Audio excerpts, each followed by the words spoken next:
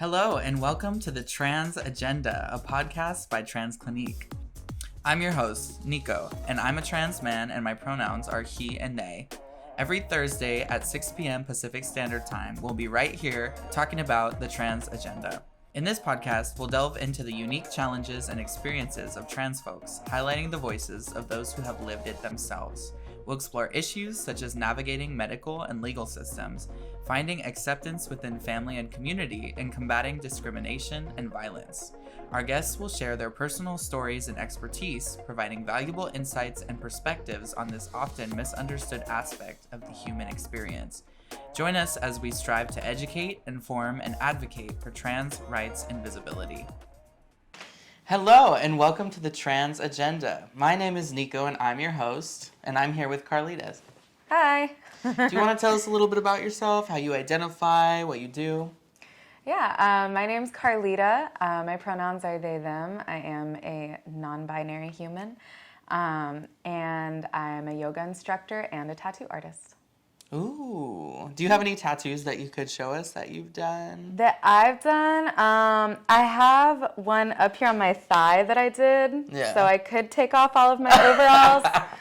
Not the overalls. Yeah, I was like, I don't think this is that kind of show. Well, where can we find your where can we find your tattoo work? Like, how can people book with you? Oh, great question.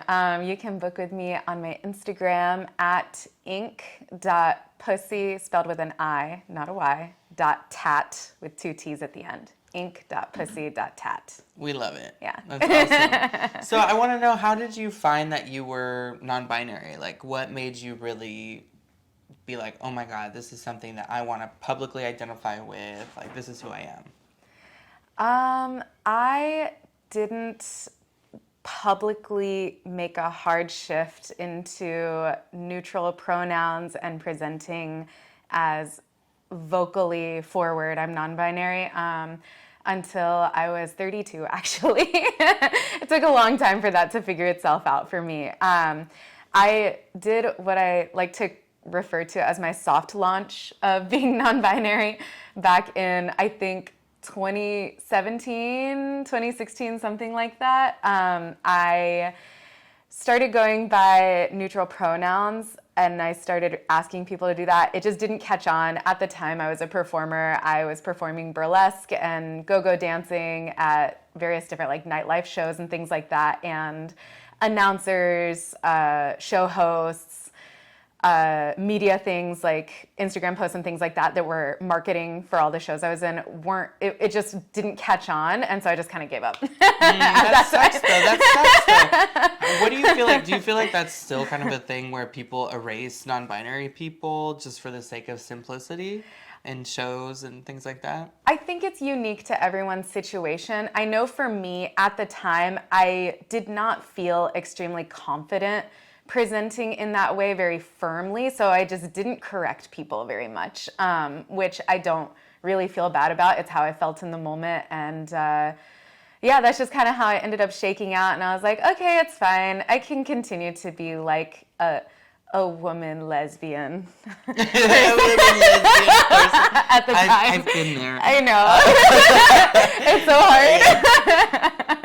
Yes, I mean, what would you say to a younger version of yourself kind of in that? Because I actually know a lot of people who really struggle with advocating for their non-binary pronouns. It's a thing, like, people can switch from he to she or she to he, but when you bring up the they, them, they're like, I don't really know what to do. Yeah, that's a great question. And again, I think it's unique to everybody. I think non-binary people are so unique in our confusion and our need to have some sort of validation that we don't have to constantly request. So with that, if there's any young or old person considering switching up their pronouns or maybe figuring out a different like physical presentation or anything like that, I would just encourage you to be extremely authentic to what's true for you. If you feel like wearing a certain style and presenting in an ultra gendered way, like super femme or super masculine or anything like that one day, but then you feel the opposite the next day, just follow that. And it's okay to have two wardrobes, not to dumb it down in that way. But then when it comes to pronouns, I think that you can be as firm or as soft as you want with those pronouns. And just like anything else in life, you teach people how to treat you. So if it means a lot to you, be firm with that. If it's something that is not impacting your peace in a negative way, if people don't get it right every time, follow that too. That's kind of how I feel at this point. For me, it's kind of a bonus if people gender me properly, and I try to just let it slide off when they don't, because most of the time it's not about me. Right. I've always said that pronouns are not about, I think, a lot of people really get caught up on being right, being accurate to the biology or to whatever. But really, pronouns are not about your biology, what you have in your pants. It's about respect. Exactly. And that's always what I've said is about, how do you respect this person? If you respect this person, respect their pronouns. And if you don't respect them, still respect their pronouns. Because, that it's a human thing to do, is like that basic human respect. So I think you summed it up amazing. Thank you. What would you tell people who are not in the community about non-binary people? If you're not in the queer community, I think when you are in a situation or in community with a non-binary person, please stop apologizing and just be grateful. So what I mean by that is so often the cisgender, straight, heteronormative people in my life, which are largely mostly with work, because social-wise, I don't really have a lot of community that's in that genre. But when you are that type of person, I feel like there is just an overwhelming sense of, like you mentioned, you're too hung up on getting it right, so that if you get it wrong, you tend to apologize a lot, which then puts the emotional labor on the non-binary person to tell you, no, it's okay, it's fine, just be better, here's what you can do instead, or whatever. And we're continuing to have to absorb that apology, which is labor in and of itself, and then teach on top of that. And we are then tasked with the work of moving forward from that moment, where instead something that's really wonderful to do is to just be grateful, say thank you for correcting me, I'll try to do better. Or any non-binary person in your life, really just thank them every day for being part of your life, because we truly are a gift. And it's laborious to be, I use he and they pronouns, and a lot of people look at me, I have a beard and whatever, I'm on testosterone. People often assume like, oh, he's just a dude. And I'm like, yeah, but anyone who has had a conversation with me knows that there's a diva who lives inside me. And so it's kind of like, it's difficult because sometimes I'm just like, you know what? They don't need to know everything about me. They don't need to, as long as like my best friends see me, it's like, it's not a big deal. So, you mentioned work and existing in cis spaces, right? Yes. And I do want to talk about that because you're a yoga instructor. Yeah. And that, for me, that was something that I did as a woman. It was like in Bikram yoga, yes, Bikram, the best place for women. It's a very sweaty place. It's a very gendered place. And so I wonder, how has your journey been as a non-binary person navigating the yoga space? That is such a great question. I feel like I have been very lucky in my yoga journey that I have come into so many realizations and discoveries about myself and my identity through my relationship with yoga, because yoga itself has allowed me to cultivate a deeper relationship with myself than I think I ever had before diving into the practice, and definitely if I had never gotten into it to the level that I am now. I mean, it's my career, it's what I do every day.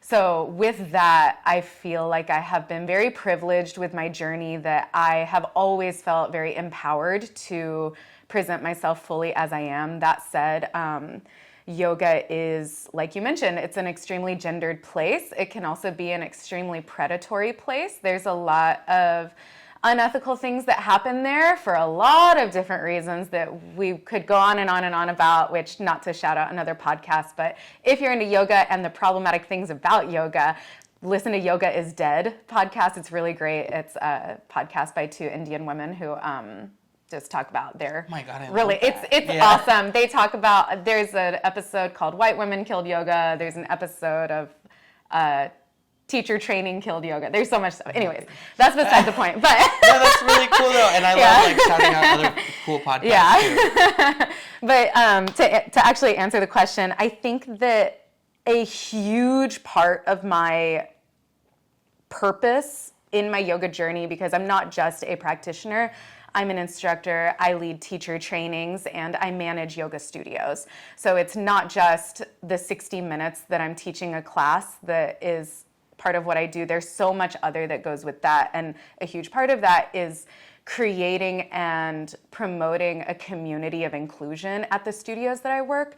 And I have had a lot of privilege with having that agency of being able to create some of the studio policies that we have at the different places that I've worked.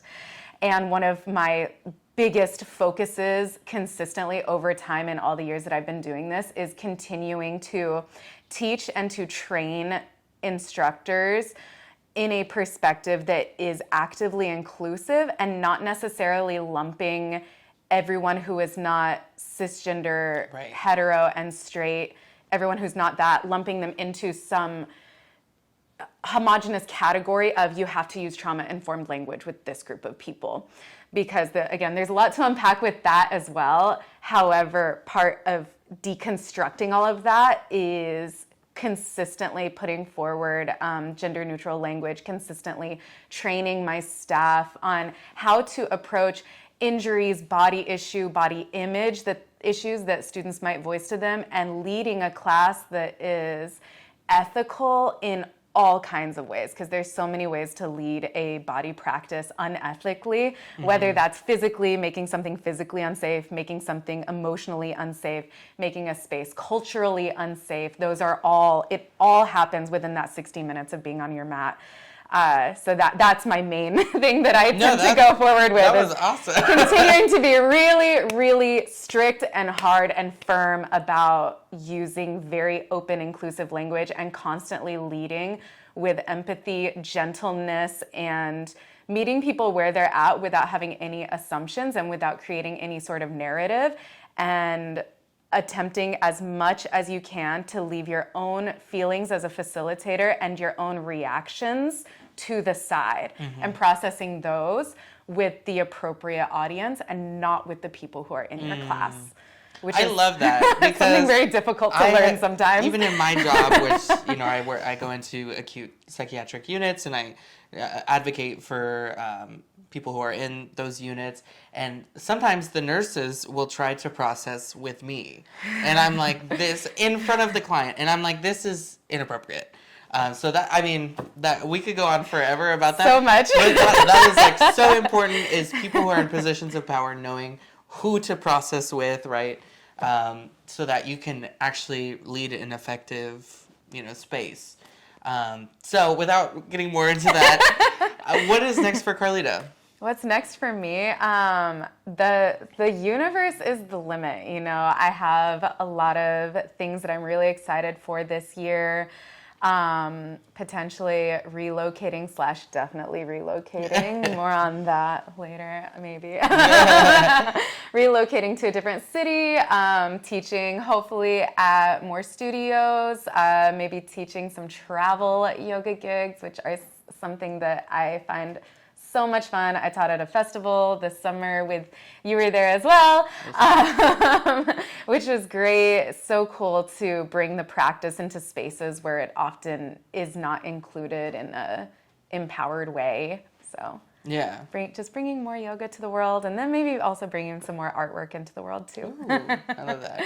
Yeah. So I have a question that I like to ask everybody, and I want to ask you, what is your trans agenda? So my trans agenda, twofold, inner and outer, because as a yoga instructor, we travel both ways all the time. My trans agenda is as a non-binary person myself, just empowering myself that I do have a place within the trans community, that I do fall under that umbrella, even though so often I remove myself, I take myself out of that conversation because I'm not like binary. I'm not on either end of the spectrum of trying to transition from one identity to another, etc. But being here firmly in a blend of that spectrum, that is in and of itself at least one facet of what might be considered the trans community and trans experience, and that's valid.